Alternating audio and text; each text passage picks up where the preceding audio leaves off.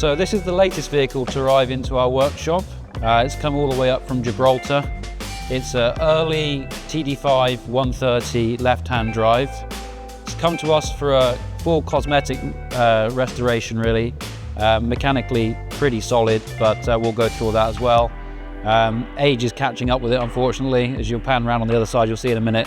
It's got some quite significant corrosion issues that we need to deal with.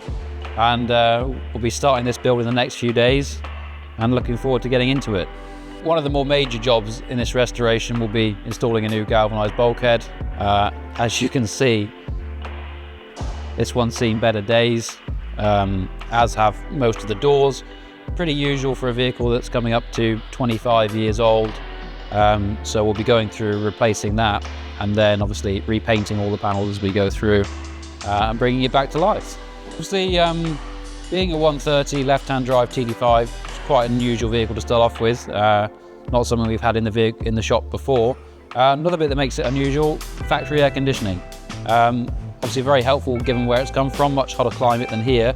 But that system is broken and aging and in a bad way.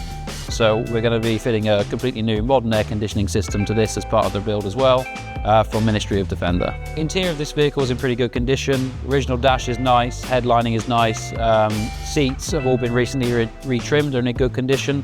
So not much to worry about there. Obviously we're adding the air conditioning for extra creature comforts on the inside, and we will be adding a new audio system, Apple CarPlay, Android Auto, doubled in screens so that you can see your maps and bits and pieces like that.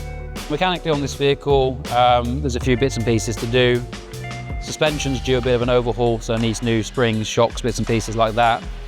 Brakes are all okay for a moment, so we don't need to worry about those bits. Engine-wise, just got a few oil leaks, so that needs investigating. Haven't delved into that any further yet. Needs a new clutch, so we'll probably be fitting a new heavy-duty clutch from LOF.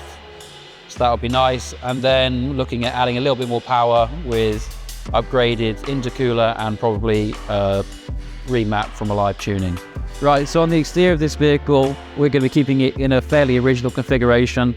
It's going to get a full panel-by-panel respray in Kiva Sand Orange with Santorini black accents, so it's going to be a really fun, bold vehicle. Hoping to start this build in the next couple of weeks, so make sure to follow along, subscribe to our channel, and see more updates on this project.